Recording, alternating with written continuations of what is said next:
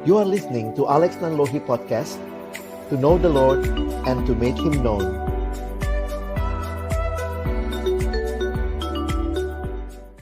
Mari kita berdoa. Kami datang dalam ucapan syukur pada malam hari ini. Kembali kami bersyukur melihat pekerjaan Tuhan, kesetiaan-Mu yang sungguh nyata dalam hidup masing-masing kami dan juga setiap keluarga kami. Tuhan yang memelihara, Tuhan yang menghantar kami ke dalam tahun yang baru, dan kami mau menyerahkan seluruh pergumulan kami kepadamu. Kiranya malam hari ini ketika kami akan kembali membuka firman-Mu, bukalah juga hati kami, jadikanlah hati kami seperti tanah yang baik, supaya ketika benih firman Tuhan ditaburkan, boleh sungguh-sungguh berakar, bertumbuh, dan juga berbuah nyata di dalam kehidupan kami. Berkati hamba-Mu yang menyampaikan, setiap kami yang mendengar diskusi di antara kami. Tuhan, tolonglah kami semua, agar kami bukan hanya jadi pendengar firman yang setia, tapi mampukan dengan kuasa Roh-Mu yang kudus, kami dimampukan menjadi pelaku-pelaku firman-Mu. Bersabdalah ya Tuhan, kami sedia mendengarnya. Dalam nama Yesus, nama yang berkuasa itu, kami menyerahkan PA kami malam ini. Amin. Shalom, selamat malam Bapak Ibu sekalian. Selamat Natal, selamat tahun baru. Sehat terus di tahun yang baru. Tuhan berikan kekuatan. Kalau ditanya apa yang jadi harapan, banyak orang punya resolusi di tahun yang baru. Banyak orang yang juga punya mimpi apa yang mau dicapai. Nah, ada satu bagian firman Tuhan yang saya ingin kita baca sama-sama malam hari ini. Kita melihat apa yang sebenarnya juga Tuhan nyatakan kepada umat Israel. Kali ini kita akan buka kitab Yehezkiel. Hari ini kita belajar dari Yehezkiel pasal yang ke-8. Kita pas lagi baca Pak ya. Oh ya. Yehezkiel pasal 8. Kita akan baca seluruh pasal 8 ayat 1 sampai ayat 18. Pas orangnya 16. Oh, nanti jadi satu orang satu ayat gitu ya. Perjanjian Lama, Yehezkiel 8 ayat 1 sampai ayat 18. Kita mungkin agak asing dengan kitab-kitab nabi-nabi seperti ini, tapi saya ingin aja kita belajar karena ada pesan yang indah. Saya pikir tetap Tuhan sampaikan buat kita di dalamnya. Saya baca dari ayat 1, nanti ke Pak Erik, Pak Yongki, kita bergantian satu orang satu ayat sampai ayat 18. Judul yang diberikan Lembaga Alkitab Indonesia, Berhala Kekejian yang ada di dalam Bait Allah. Pada tahun ke-6, dalam bulan yang ke-6, pada tanggal 5 bulan itu, waktu aku duduk di rumahku berhadap-hadapan dengan para tua-tua Yehuda, kekuasaan Tuhan Allah meliputi aku di sana. Dan aku menerima penglihatan, sungguh ada kelihatan yang menyerupai seorang laki-laki, dari yang menyerupai pinggangnya sampai ke bawah kelihatan seperti api, dan dari pinggangnya ke atas kelihatan seperti cahaya, seperti suasa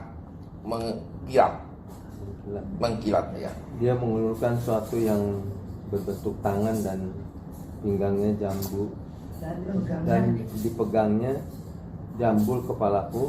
Lalu roh itu mengangkat aku ke arah langit dan bumi dan membawa aku dalam penglihatan-penglihatan ilahi ke Yerusalem dekat pintu gerbang pelataran dalam yang menghadap ke utara, di mana terdapat berhala cemburuan yang menimbulkan cemburu itu.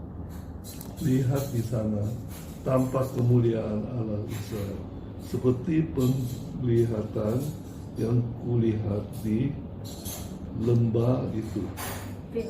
Firman-Nya kepadaku, hai anak manusia, lihatlah ke utara. Aku melihat ke utara, sungguh di sebelah utara gerbang Mesbah, dekat jalan masuk terdapat berhala cemburuan tadi. Firman-Nya kepadaku, hai anak manusia, kau lihat apa yang mereka perbuat, yaitu perbuatan-perbuatan kekejian yang besar yang dilakukan oleh kaum Israel di sini, sehingga aku harus menjauhkan diri dari tempat kudusku. engkau masih akan melihat perbuatan-perbuatan kekejian yang lebih besar lagi. Dan dibawanya aku ke pintu pelataran. Aku melihat, sungguh ada sebuah lubang di dalam temboknya. Firman-Nya kepadaku, hai anak manusia, perbesarlah lubang yang di tembok itu. Sesudah aku memperbesar lubang itu, lihat ada sebuah pintu. Firman-Nya kepadaku, masuklah dan lihatlah perbuatan-perbuatan kekejian yang jahat yang mereka lakukan di sini. Lalu aku masuk dan melihat, sungguh segala gambar-gambar binatang melata dan binatang-binatang lain yang menjijikan, dan segala berhala kaum Israel terukir pada tembok sekelilingnya. Dan di hadapannya berdiri 70 orang tua-tua kaum Israel dengan asalnya bin Safan di tengah-tengah mereka, dan masing-masing memegang bokor ukupannya di tangannya, dan keharuman dari asap ukupan itu naik ke atas. 12. Firman-Nya kepadaku, kau lihatkah hai anak manusia apa yang dilakukan oleh tua-tua kaum Israel di dalam kegelapan, masing-masing di dalam kamar tempat ukiran-ukiran mereka, sebab mereka berkata, Tuhan tidak melihat kita, Tuhan sudah meninggalkan tanah ini. Ditambahkannya lagi, engkau masih akan melihat perbuatan-perbuatan kekejian yang lebih besar lagi yang mereka lakukan. Lalu dibawanya aku dekat pintu gerbang rumah Tuhan yang di sebelah utara. Sungguh di sana ada perempuan-perempuan yang menangisi keluar panas. Firman-Nya kepadaku, hai anak manusia, kau lihatkah apa yang mereka perbuat? Engkau masih akan melihat perbuatan-perbuatan kekejian yang lebih besar daripada ini. Kemudian dibawanya aku ke pelataran dalam rumah Tuhan. Sungguh dekat jalan masuk ke bait Tuhan, di antara balai bait suci dan mesbah, ada kira-kira 25 orang laki-laki yang membelakangi bait Tuhan dan menghadap ke sebelah timur sambil sujud pada matahari di sebelah timur. Lalu firman-Nya kepadaku, kau lihatkah itu, hai anak manusia? Perkara kecilkah itu bagi kaum Yehuda untuk melakukan perbuatan-perbuatan kekejian yang mereka lakukan di sini, bahwa mereka memenuhi tanah ini dengan kekerasan dan dengan itu terus menyakiti hatiku? Sungguh mereka berkelakuan tak senonoh di hadapanku. Oleh karena itu, aku akan membalas di dalam kemurkaanku. Aku tidak akan merasa sayang dan tidak akan kenal belas kasihan. Dan kalaupun mereka berseru-seru kepadaku dengan suara yang nyaring, aku tidak akan mendengarkan mereka. Iya, Bapak Ibu Saudara yang dikasihi Tuhan, hari ini kita bicara tentang polusi spiritual pollution. Kalau Jakarta terkenal sebagai salah satu kota dengan tingkat polusi paling tinggi di dunia, kita akan melihat juga bagaimana secara rohani gitu ya, secara spiritual, bahwa hati-hati kalau kita hidup di dalam polusi spiritual. Apa yang dimaksud dengan hal itu? Saya pikir mari kita coba sama-sama menghayati apa yang dituliskan di dalam Yehezkiel pasal 8 ini. Kalau Bapak Ibu perhatikan, saya kasih sedikit latar belakang siapa Yehezkiel. Yehezkiel adalah salah satu nabi yang Tuhan panggil untuk melayani di tengah-tengah kehidupan umat Allah di dalam pembuangan. Jadi Yehezkiel terkenal sebagai nabi. Dia latar belakangnya adalah imam. Jadi imam itu adalah orang-orang yang melayani di bait Allah. Dan kemudian, nah ini menarik nih, imam ini dipanggil jadi nabi. Kalau Bapak Ibu perhatikan, nabi itu fokus beritanya biasanya penghukuman. Jadi nabi itu ngasihnya berita penghukuman dari Allah dan juga kadang memberikan pengharapan bahwa Allah akan memulihkan. Nah, apa yang menjadi tugasnya dituliskan di dalam bagian pasal 1 kalau Bapak Ibu perhatikan. Yehezkiel ini termasuk orang yang nampaknya di bawah dari Yerusalem, dibawa ke pembuangan di Babel. Dan di Babel itulah dia melayani dengan menyampaikan penglihatan yang dia dapat dari Tuhan. Jangan lupa ya, jadi kita lihat dulu. Dia dari Yerusalem diangkut ke Babel. Itu jaraknya Yerusalem-Babel kurang lebih 1000 mil. Jadi Babel itu kan sekarang kira-kira di Irak itu ya. Di daerah Babilonia, di daerah Irak. Jadi Dari Yerusalem umat Allah dibuang karena dosa mereka, mereka dibuang ke Babel. Nah ternyata sesudah dibuang ke Babel itu, harusnya kan mereka sadar ya mereka berdosa. Tapi itulah umat Israel ini masih terus saja hidup dalam ketidaktaatan. Jadi Tuhan memperlihatkan, nah kita akan belajar penglihatan. Ini penglihatannya sebenarnya penglihatan kedua. Kalau Bapak Ibu perhatikan, ini penglihatan kedua yang diberikan kepada Yehezkiel. Jadi Yehezkiel ada di mana pada waktu itu? Dia ada di Babel kan? Dia ada di Babel, tapi dia dapat penglihatan tentang Yerusalem. Nah ini menarik nih. Jadi kalau kayak sekarang, anak sekarang bisa pakai apa itu virtual reality. Tuhan sudah duluan sama Yehezkiel nih. Pada waktu itu Yehezkiel ada di Babel, tapi roh Tuhan membawa dia melihat Yerusalem. Nah makanya ini yang disebut dia dapat penglihatan akan Yerusalem. Apa yang dia lihat? Ternyata dia melihat kekejian yang ada di bait Allah. Nah kenapa ini jadi menarik? Bayangkan kekejian itu terjadi di bait Allah. Bait Allah itu tempat apa Bapak Ibu? Suci. Tempat suci. Siapa yang harusnya disembah di bait Allah? Tuhan sendiri. Tapi di tempat itu umat Allah justru menyembah berhala-berhala. Makanya kalau kita perhatikan, tadi pagi saya waktu bangun sempat lihat berita, saya kaget juga tuh. Saya lupa baca detik.com atau apa ya. Ada cerita, ini maaf ya, ini ceritanya vulgar juga. Ada suami istri, istrinya selingkuh di ranjang suaminya. Ibu baca juga? Detik.com tadi pagi ya. Saya sampai kaget waktu baca itu. Saya pikir, wah persis dengan yang saya mau bawakan nih. Bayangkan umat Allah selingkuh di bait Allah. Menyembah Allah lain di mana? Di bait Allah. Dan itulah penglihatan yang Tuhan berikan kepada Yehezkiel. Nah ini sekali lagi adalah penglihatan. Penglihatan itu apa? Ada yang para ahli teologi bergumul, apakah Yehezkiel ini betul-betul melihat atau itu cuma bayangan gambaran? Tapi paling tidak nanti kita coba perhatikan, ada empat bagian dalam penglihatan itu ya. Nah, coba Bapak Ibu perhatikan, kita lihat sama-sama.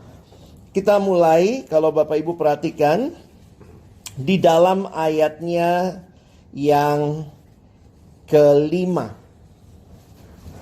Kita mesti baca sedikit ayat yang keempat lagi ya. Saya coba baca ayat yang ketiganya sebentar. Lalu roh itu, jadi kayaknya roh itu gambarannya mengangkat dia dari jambulnya itu ya. Mengangkat aku ke antara langit dan bumi dan membawa aku dalam penglihatan-penglihatan ilahi ke Yerusalem. Di mana penglihatannya? Dekat pintu gerbang pelataran dalam yang menghadap ke utara. Perhatikan kalimatnya, di mana terdapat berhala cemburuan yang menimbulkan cemburu itu. Perhatikan ayat yang keempat. Lihat, di sana tampak kemuliaan Allah Israel seperti penglihatan yang kulihat di lembah itu. Firman-Nya kepadaku, hai anak manusia, lihatlah ke utara. Aku melihat ke utara, sungguh di sebelah utara gerbang Mesbah, dekat jalan masuk terdapat berhala cemburuan tadi. Banyak yang bertanya, apa sih berhala cemburuan? Ternyata kalau kita perhatikan, mereka menaruh atau mereka patung berhalanya ada di situ. Jadi Yehezkiel melihat patung berhala itu ada di bait Allah, tempat yang harusnya Allah disembah. Justru di situ ada patung berhala. Patung berhala apa? Kemungkinan besar adalah patung Dewi Asyera. Itu Dewi Kesuburan. Jadi Dewi Kesuburan ini yang disembah oleh umat Allah. Jadi kalau Bapak Ibu perhatikan, inilah Dewi Kesuburan, Dewi Seks yang dihayati oleh orang Israel sebagai yang memberikan kesuburan bagi pertanian mereka. Jadi memang penglihatan ini mengerikan begitu. Mereka bersinah dengan Dewi Asyera di dalam bait Allah di dekat jalan masuk gerbang Mesbah. Mungkin Bapak Ibu kalau ingat bait Allah, Kalau kita ingat gambarannya itu ada pelatarannya, lalu di tengahnya nanti ada ruang kudus, ruang maha kudus. Tapi jangan lupa bait Allah pada waktu itu sama seperti bagian pada umumnya, ada bagian yang hanya boleh masuk laki-laki. Jadi perempuan cuma sampai batas itu. Kalau bangsa lain lagi ada lebih luar lagi. Nanti masuk lebih dalam lagi hanya boleh imam.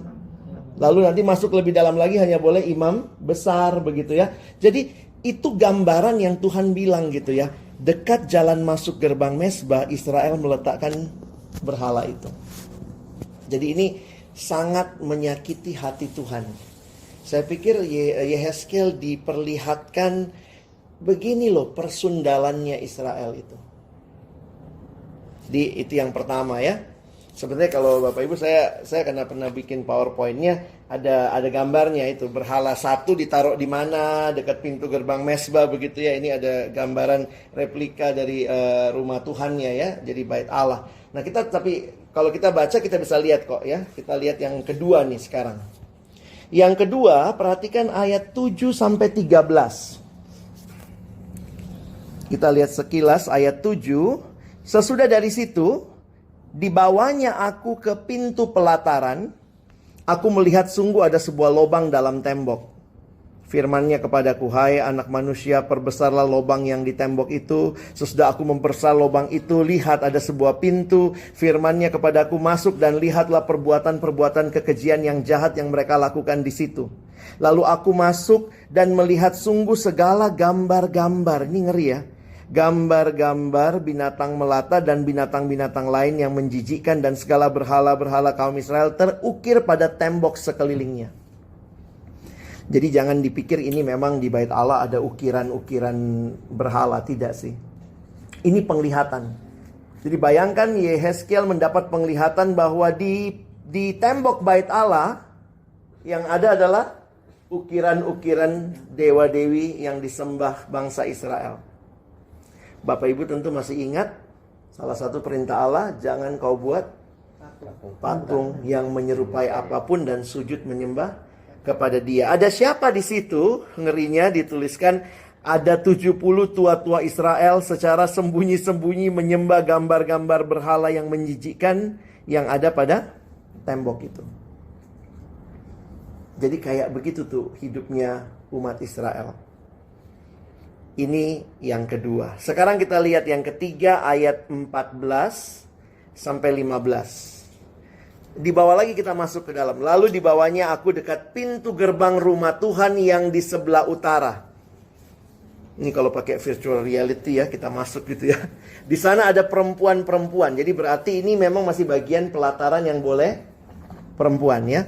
Ada perempuan-perempuan yang menangisi dewa Tamus. Itu siapa lagi dewa Tamus? Ternyata dewa Tamus juga adalah dewa kesuburannya orang Israel. Pada waktu itu kan politeis. Jadi ada dewa ini, dewa itu. Nah, dewa Tamus adalah salah satu dewa kesuburan Babel. Bukan Israel ini ya, dewa kesuburan Babel. Kalau Asyera itu dewi kesuburannya Kanaan. Ini dewa Babel, dewa kesuburan Babel yang dilambangkan dengan taman dan cinta yang romantis. Bayangkan perempuan-perempuan yang hadir di bait Allah malah menangisi dewa Tamus. Itu nggak logis banget gambarannya ya. Dan terakhir, kalau Bapak Ibu perhatikan, di ayat 16 sampai 18. Kemudian dibawanya aku ke pelataran dalam rumah Tuhan, sungguh dekat jalan masuk ke bait Tuhan, di antara balai bait suci dan mesbah ada kira-kira 25 laki-laki. Nah, ini 25 laki-laki siapa? Perhatikan kemudian. Yang membelakangi bait Tuhan dan menghadap ke sebelah timur, sambil sujud pada matahari di sebelah timurnya. Gila ini. Di bait Allah nyembah dewa matahari. Membelakangi bait Allah. 17. Kau lihatkah anak manusia dan segala macam? Coba Bapak Ibu perhatikan sebentar. Kalau kita lihat, nampaknya itu adalah para imam yang bisa masuk sampai ke tempat itu tuh. Jadi para penafsir mengatakan yang bisa masuk sampai ke balai antara itu adalah para imam. Jadi Bapak Ibu bisa punya gambarannya di pelataran orang-orangnya juga menyembah ke Dewi Asyera, ditaruh di situ. Nanti masuk lagi ada 70 tua-tua. Itu 70 tua-tua kan pemukanya. Pemukanya juga menyembah berhala. Masuk lebih dalam lagi ada perempuan-perempuan. Bahkan paling dalam ada imam. Ini menggambarkan kerusakan secara struktural dalam kehidupan umat Allah. Mereka ada di bait Allah. Tiap hari datang ke bait Allah. Gambaran seperti itu yang Tuhan mau Yehezkiel lihat. Lihat nih. Di bait Allahku. Pada saat yang sama mereka menyembah Allah-Allah yang lain. Kalau Bapak Ibu lihat ada pola pengulangan di situ ya. Kayak waktu dia kasih tunjuk yang pertama. Terus kan Tuhan kayak ngomong begini. Ini keji nggak? Kayak Tuhan nanya sama Yehezkiel ya. Menurutmu ini keji nggak? Mungkin Yehezkiel jawab, iya keji Tuhan. Tuhan bilang, tunggu ya, aku tunjukkan kau yang lebih keji lagi. Dibawa ke yang kedua. Ini keji nggak? Keji Tuhan, ku bawa lagi. Aku bawa kamu ke yang ketiga. Dan terus itu diulang sampai akhirnya saya pikir penglihatan ini mau menunjukkan kepada Yehezkiel, inilah persundalannya umat Allah. Dan waktu membaca ini sampai bagian akhir, jangan lupa Bapak Ibu ya, itulah sebabnya kemuliaan Allah meninggalkan baitnya. Itu penglihatan pertama. Kalau Bapak Ibu maju sedikit dalam bagian kitab Yehezkiel, kemuliaan Tuhan itu di perjanjian lama hadirnya di bait Allah. Tapi Yehezkiel melihat kemuliaan Tuhan sudah ada di lembah. Jadi kemuliaan Tuhan pun sudah meninggalkan Yerusalem, bait Allah Israel.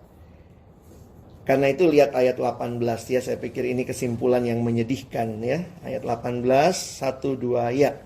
Oleh karena itu aku akan membalas di dalam kemurkaanku. Aku tidak akan merasa sayang dan tidak akan kenal belas kasihan. Dan kalaupun mereka berseru-seru kepadaku dengan suara yang nyaring, aku tidak akan mendengarkan mereka. Dalam penglihatan ini ada peringatan keras.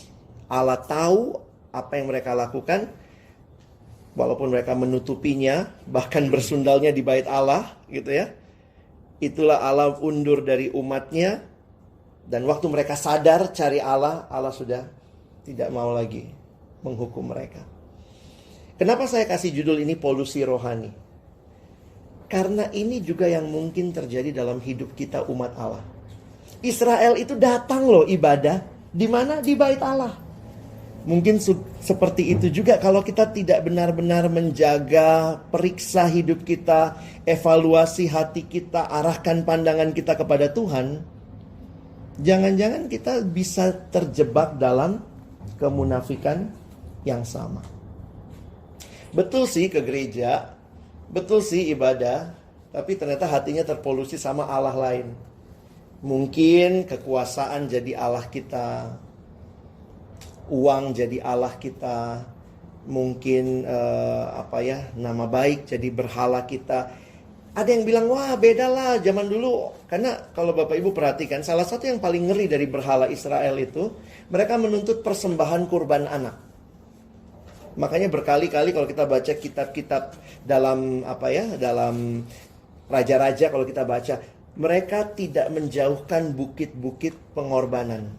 Nah, yang tempat bukit pengorbanan itu adalah tempat mereka mempersembahkan anak mereka. Ngeri banget sampai anak pun dipersembahkan supaya dapat kesuburan. Kita bilang, wah memang berhala zaman dulu begitu. Tapi berhala zaman sekarang juga bisa begitu. Ada juga yang kesugihan. Kesugihan ada. Tapi juga bisa begini Bu. Sibuk cari duit, yang dikorbankan anak. Sebenarnya sama aja. Bentuk yang lama sama yang baru, cuman beda penampakan aja. Begitu sibuk sama karir, keluarga terabaikan, karirnya dapat, keluarganya cerai atau akhirnya tidak bisa bersama. Karena jadi memang berhala itu pada awalnya kelihatannya bagus untuk dikejar, menjanjikan, tapi begitu didapat ternyata itu menyengsarakan. Berhala itu digambarkan menyedot seluruh hidup kita. Nah, karena itu saya pikir di awal tahun ini, waktu Bapak Ibu, kita bukan orang yang gak ke gereja kan ya. Kita bukan orang yang tidak datang PA setiap Selasa. Kita bukan orang yang tidak rohani. Tapi jangan lupa kalau kita gak jaga hati kita, kompas kita itu firman Tuhan. Jadi Bapak Ibu, jadikanlah firman Tuhan kompas hidup kita yang mengarahkan kita terus memandang kepada Tuhan. Jangan sampai terpolusi. Bahkan persinahan paling besar terjadi di bait Allah. Makanya benar Bu, tadi pagi waktu saya baca berita ini, saya pikir ini istrinya udah gila kali ya. Jadi dia berselingkuh sama cowok lain di samping suaminya. Ya suaminya kebangun ngelihat selingkuh ya dibacok. Dibacok kan Bu ya tadi? Itu gila kan, Pak Yamin juga baca kan? Saya waktu baca itu tapi saya bilang sama ternyata. Dan mungkin itu juga gambaran kita secara rohani ya. Jangan-jangan sih rajin semua, tapi jangan sampai ternyata kita lagi berselingkuh sama Allah lain. Saya waktu tanya waktu dulu dengar kuliah Bu Ina Teddy ya, beliau coba jelaskan begini, saya ingat ya. Kenapa Israel itu begitu terpesona sama Allahnya Kanaan? Bayangkan kan, Allah Israel itu sudah bawa mereka keluar dari Israel. Tapi kenapa dia tetap terpesona sama dari Mesir ya? Tapi kenapa dia tetap terpesona sama Allahnya Kanaan? Karena memang konsep Allah pada waktu itu Allahnya lokal. Jadi di sini Allah Mesir di Mesir. Nanti kalau pindah Allahnya lain lagi, pindah Allahnya lain. Nah, Allah Israel kan sebenarnya memperkenalkan diri, akulah Allah atas semuanya. Makanya Israel itu cuman menghayati Allah Israel itu, Yahweh itu jago perang, kata Bu Ina. Jadi waktu mengalahkan, kan lagu kemenangannya Deborah ya, kuda dan penunggangnya ditenggelamkan dalam laut. Allah Israel pemimpin perang, jagonya perang. Tapi begitu masuk Kanaan harus bercocok tanam. Siapa Allah yang jago cocok tanam?